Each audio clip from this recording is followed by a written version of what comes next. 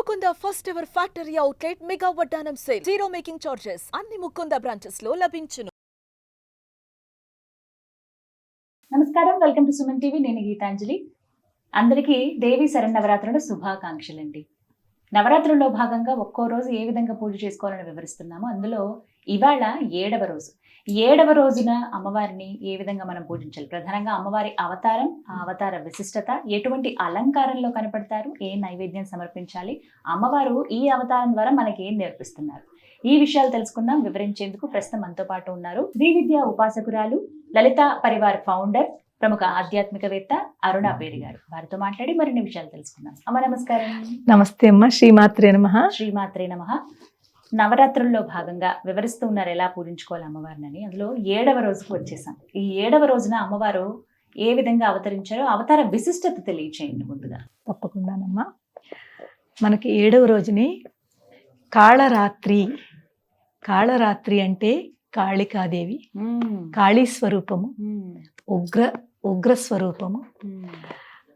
ఎందుకంటే అమ్మవారు ఏం చెప్తుందంటే, అమ్మవారు ఎంత శాంత స్వరూపమో అవసరాన్ని బట్టి అలాంటి రాక్షస తత్వాన్ని మధించాలి అంటే అమ్మవారు ఉగ్ర రూపం కూడా తీసుకుంటుంది. అందుకే ఇక్కడ అమ్మవారు కాళికా రూపంలో వస్తుంది. ఇక్కడ మనకి ఒక కథ ఉంది. అమ్మవారు ఉగ్ర రూపం ఎందుకు ధరిస్తుంది అని తెలుసుకోవాలి. రక్తబీజుడు అనే ఒక రాక్షసుడు ఉండేవాడు. రక్తబీజుడు. ఆ రక్తబీజుడు వాడికి ఒక వరం ఉంది. ఏమిటిట? రక్తబీజుడి మీదకి ఎవరు యుద్ధానికి వెళ్ళినా కాస్త ఎక్కడైనా చిన్న కట్ అతనికి శరీరం మీద ఎక్కడైనా కట్ అయితే అందులోంచి రక్తం కనుక ఒక్క బొట్టు కింద పడిందంటే అందులోంచి కొంతమంది రాక్షసులు మళ్ళీ పుట్టేస్తారు. ఆ రక్తబీజుడికి ఆ వరం ఉంది. అందుకే ఎవరైనా యుద్ధానికి వెళ్ళి అతను కొట్టాలని చూస్తే ఆ పడిన రక్తంతో బోళ్ళు మంది మళ్ళీ రక్తబీజులు వచ్చేస్తున్నారు, పుట్టేస్తున్నారు, పుడుతూనే ఉన్నారు. అంటే వాళ్ళ బలం పెరిగిపోతోంది, వాడి సైన్యం పెరిగిపోతోంది, వాడి బలం పెరిగిపోతోంది. ఇక్కడ దేవతలు చేయలేకపోతున్నారు. ఎవ్వరూ వాడితో యుద్ధం చేయడానికి, సంహరించడానికి వెళ్ళలేకపోతున్నారు వాడి యొక్క బలాన్ని చూసి. అప్పుడు అమ్మవారు ఈ కాళీ రూపంలో ఆ రక్తబీజుడిని చంపడానికి కాళికా రూపంలో వచ్చింది. ఎందుకంటే కాళికా అమ్మవారు తప్ప ఇంకెవరూ అతన్ని సంహరించలేడు. ఆ కాళికా రూపంలో వచ్చి రక్తబీజుడిని సంహరించి తన ఒళ్ళో పడుకోబెట్టుకుని ఆ రక్తం అంతా కూడా తను తాగేసింది. ఒక్క బొట్టు కూడా కింద పడకుండా. పడిందంటే మళ్ళీ రక్తబీజుడు మళ్ళీ పుట్టేస్తాడు. ఆ రక్తం అంతా కూడా తన నాలికతోటి అంతా పీల్చేసి తాగేస్తుంది. అప్పుడు ఆ రక్తబీజుడి యొక్క సంహారము జరుగుతుంది. ఎప్పుడైతే రక్తబీజుడి సంహారం జరిగిందో, ఉగ్రరూపం కదా అమ్మవారు, అలాంటి రక్తబీజుడిని సంహరించడానికి ఆవిడ ఉగ్రరూప స్వరూపంతో వచ్చింది. చాలా ఉగ్రంతో వచ్చిన తర్వాత ఆవిడని శాంతింపజేయాలన్నమాట. ఆవిడకి శాంతింపజేయడానికి ఏ దేవత కూడా ధైర్యం సరిపోవటం. అందరూ భయపడుతున్నారు. బ్రహ్మ విష్ణు కూడా భయపడుతున్నారు. అమ్మవారిని శాంతింపజేయాలి, ఎలాగా చాలా ఉగ్ర రూపంలో ఉంది. అప్పుడు శివుణ్ణి పంపిస్తారు. శివ, నువ్వు తప్ప అమ్మవారికి ఎవ్వరూ శాంతపరచలేరు, నువ్వే వెళ్ళని చెప్తే శివుడు అమ్మవారి ముందుకొచ్చి కాళ్ళ కింద పడుకుంటాడు. ఎప్పుడైతే అమ్మవారు ఉగ్రరూపం తాలుస్తూ నడుస్తోందో అమ్మవారి యొక్క కాలు శివుడి మీదకి పడుతుంది. ఎప్పుడైతే శివుడి మీదకి పడిందో ఒక్కసారి ఇలా చూస్తుంది. భర్త మీద కాలు వేసింది శివుడి కింద. అయ్యో, ఎంత తప్పు చేశాను నేను, శివుడినే కాలితో తన్నాను అని శాంతం అవుతుంది. అప్పుడు ఆ శాంతం ఆవిడ శాంతపరచాలని శివుడు ఆ కింద పడుకుని ఉంటారు. ఎప్పుడైతే అమ్మవారు పడిందో అప్పుడు తన తప్పు తెలుసుకుంటుంది. తప్పు తెలుసుకుని శివుడి మీద ప్రార్థిస్తుంది. కానీ ఇదంతా కూడా శివలీల, శివుడు చేసింది. ఎందుకంటే అమ్మవారు ఉగ్రరూపం నుంచి శాంత రూపంలో తీసుకురావాలి కాబట్టి ఇదొక లీల జరిగింది. ఇక్కడ మనం ఇంకొకటి తెలుసుకోవాలి. మనం ఏం తెలుసుకోవాలి అమ్మవారి ద్వారా?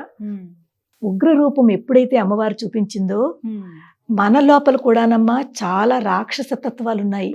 ఆ రక్తబీజుడనే రాక్షస తత్వం మనలో కూడా ఉంది. మనం అనుకుంటామా ఈ పేర్లు ఉన్నాయి, చండముండులు, రక్తబీజుడు, శుంభ నిశుంభులు, వీళ్ళందరూ మన లోపల ఉన్నారు. ఎలా ఉన్నారో చూద్దాము.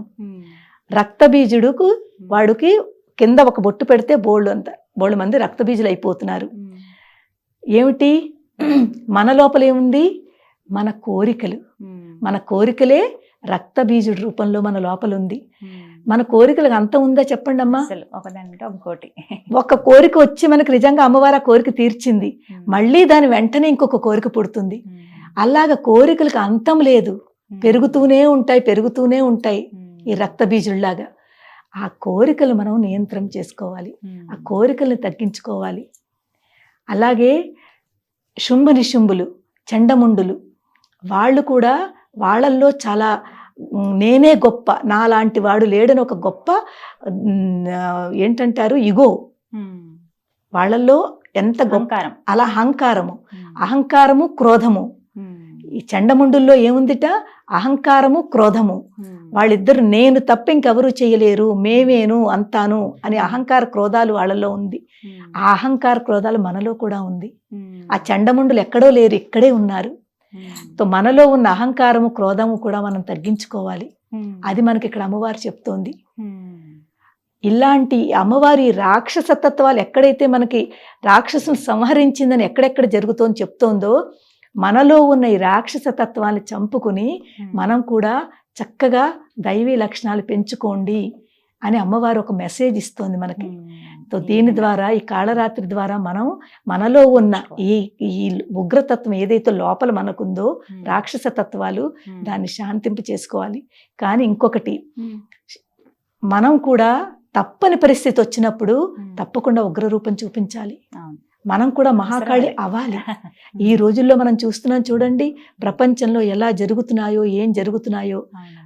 స్పెషల్లీ మన ఆడపిల్లలు చాలా బాధపడుతున్నారు, చాలా సఫర్ అవుతున్నారు. అలాంటి చోట్ల మనం సౌమ్యంగా ఉండి వాళ్ళకి సౌమ్యంగా చెప్పామంటే వాళ్ళు వినిపించుకునే వాళ్ళు కాదు. ఆ టైంలో మనం ఉగ్రరూపం చూపించాలి. మహాకాళి అవతారం మనం కూడా తీసుకోవాలి. వాళ్ళకి తప్పకుండా గుణపాఠం చెప్పాలి. ఆ ఉగ్రరూపము, ఆ శక్తి మనలో ఉంది, తెచ్చుకోవాలి. అవసరాన్ని బట్టి మనం తెచ్చుకోవాలి. ఆ పని అయిపోయిన తర్వాత మళ్ళీ అమ్మలాగా శాంత స్వరూపము. ఈ రెండు కూడా మనం అమ్మవారి గురించి నేర్చుకోవాలి. మరి అలంకారాలలో 7వ రోజు ఎలా కనపడతారమ్మా అమ్మవారు? అమ్మ, ఈ రోజు ఎంత ముఖ్యమైన అలంకారం అంటే, ఇప్పుడు వచ్చి ఈ శరన్నవరాత్రుల్లో అమ్మవారు 7వ రోజుని సరస్వతి అలంకరణలో వస్తుంది. ఇంకొక విశిష్టత, ఆ రోజు మూల నక్షత్రము, అమ్మవారి నక్షత్రము చాలా రేర్ గా వస్తుందమ్మా. ఇలాగా ఈ మాట మూల నక్షత్రము సరస్వతి అమ్మవారి యొక్క అలంకరణ. అమ్మవారంటే సరస్వతి శాస్త్రమయీ గుహాంబా గుహ్యరూపిణి, లలిత సహస్రంలో సరస్వతి అంటే జ్ఞానమూర్తి. ఆ జ్ఞానం ఇచ్చే ఆవిడి శాస్త్రమయి, అన్ని శాస్త్రాలు ఆవిడ దగ్గరే ఉన్నాయి. అలాంటి సరస్వతి అమ్మవారిని మనం ఎంతో భక్తి శ్రద్ధలతోటి, అలాగే పిల్లలు కూడా, చదువుకునే వాళ్ళు అందరూ కూడా ఆ రోజుని ఈ మాట వచ్చే శరన్నవరాత్రుల్లో 7వ రోజుని సరస్వతి అమ్మవారిని చక్కగా మీరు అర్చన చెయ్యండి, ఆరాధించండి. తప్పకుండా అమ్మవారు మన మీద ఆవిడ కృప చూపిస్తుంది. ఈ రోజున ఎటువంటి నైవేద్యం పెట్టాలమ్మా అమ్మవారికి? అమ్మ, యాక్చువల్లీ సరస్వతి అమ్మవారు అంటే ఎప్పుడు ప్యూరిటీ, తెల్లగా చక్కగా తెల్లటి బట్టలు కట్టుకుంటుందని మనం చూస్తూ ఉంటాము. ఆవిడ ఎంతో అందంగా చక్కగా వీణ వాయిస్తూ ఆవిడ శాంతంగా అలా కూర్చుని ఉంటుంది. ఇక్కడ అమ్మవారికి మనం దద్దోజనం చేసి పెట్టచ్చును. అలాగే పొంగలి, మనం కూరలు అవన్నీ వేసి పొంగల్ చేస్తాం చూడండి, కదమ్మం అని కూడా అంటారు. అది చేసి పెడితే అమ్మవారు చాలా సంతోషిస్తుంది, చాలా ఆనందిస్తుంది. ఈ రోజున మనం కనుక అమ్మవారిని పూజిస్తే మనకేం లభిస్తుంది? మనలో జ్ఞానం పెరుగుతుంది, చక్కటి జ్ఞానము, ఆ సరస్వతి అమ్మవారి కటాక్షము. అలాగే రుద్ర రూపం ఏదైతే కాళరాత్రి అమ్మవారు అనుకుంటున్నామో, మనలో ఉన్న ఈ నెగిటివిటీని తీసేస్తుంది, శాంతంగా ఉంచుతుంది, మనలో ధైర్యాన్ని తీసుకొస్తుంది. ధైర్యమే కదా తక్కువ అమ్మ ఈ రోజుల్లో. ధైర్యం తక్కువ కాబట్టే ఇలాంటి ప్రాబ్లమ్స్ వస్తున్నాయి. ధైర్యాన్ని ఇస్తుంది, అలాగే జ్ఞానాన్ని ఇస్తుంది అమ్మవారు. ఈ విధంగా చాలా చక్కగా వివరించారమ్మా. 7వ రోజున అసలు ఎలా పూజించుకోవాలి, ఏమిటి అమ్మవారి విశిష్టత. నమస్కారం. శ్రీమాత్రే నమః. Anchors dress courtesy by Saki.